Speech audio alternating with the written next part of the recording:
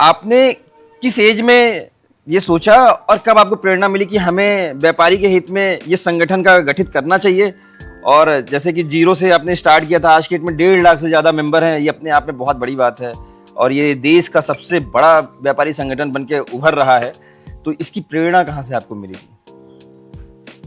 मैंने बताया आपको कि मैं एक मध्यम वर्गीय परिवार में पैदा हुआ। पूज्य पिताजी, चाचा जी व्यापार में थे और सामान्यतः मैं ग्रेजुएशन कर रहा था जी। तो दुकान पे भी जाना शुरू कर दिया। व्यापारी परिवारों में ऐसा ही होता है। 19-20 वर्ष की आयु में एक क्लब बना लिया और उसमें हम लोग जैसे महीने के महीने मिलना, उस समय में आप कह लें किटी टाइप की कमेटी। और चूंकि क्लब बन गया या एक समूह बन गया कुछ साथियों का, तो 20-25 युवा मेरे जो मित्र थे मेरे साथ थे।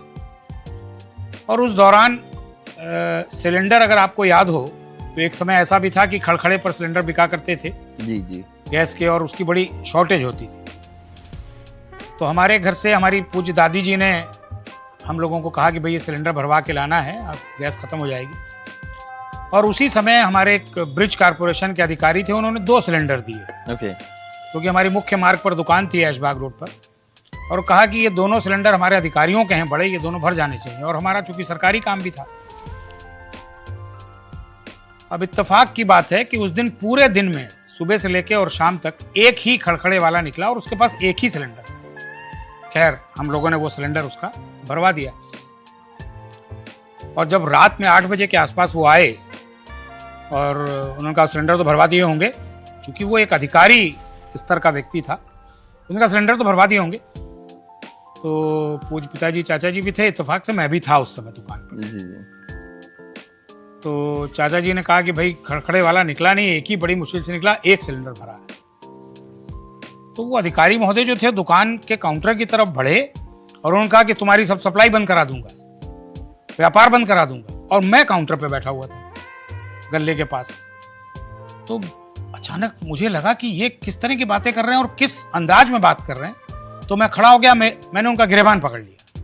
मैंने कहा खबरदार, मेरी दादी जी ने मुझे सिलेंडर देकर के भेजा था कि ये गैस इसमें भर जाए आज, क्योंकि सुबह शाम को खाना कैसे बनेगा नहीं पता। और वो सिलेंडर नहीं भरा, हमने जो एक खड़खड़े वाला आया उससे एक सिलेंडर मिला, वो आपका भरवा के दिया है। वो मेरी बात सुनकर के और आग बबूला हो गए। अरे ये लड़का कैसी बात करता है, अब तो पक्का तुम्हारा काम बंद करा दूंगा। और फिर मुझे थोड़ा सा क्रोध में और आना पड़ा। मैंने कहा कि आप ऐसी बात कर रहे हैं, मैं आपको अभी दुकान से नीचे कर दूंगा। तब तक मुझे खूब डांट पड़ने लग गई। मेरे चाचा जी, पिताजी ने कहा कि तुम तो दुकान बंद करा दोगे, व्यापार बंद करा दोगे, ऐसे थोड़ी दुकान बैठा रहता। अरे वो अधिकारी है, उसके तो आगे हाथ जोड़ के खड़े रहना पड़ेगा। तो बस वो एक ऐसी घटना थी। मैंने कहा ऐसे व्यापार करने का क्या लाभ जिसमें स्वाभिमान नहीं। सही बात है।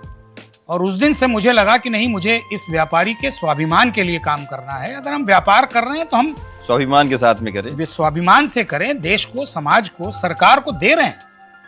और उस घटना ने मुझे ऐसा लगता है कि इस क्षेत्र में आने के लिए प्रेरित किया कि नहीं, मुझे व्यापारी के स्वाभिमान के लिए, व्यापारी के सम्मान के लिए काम। उस घटना के बाद से फिर ऐसा मार्ग बनता गया। मुझे व्यापार मंडल वालों ने मुझसे संपर्क किया और मेरे परिवार में कहा, तो मेरे परिवार वाले सहमत नहीं हुए।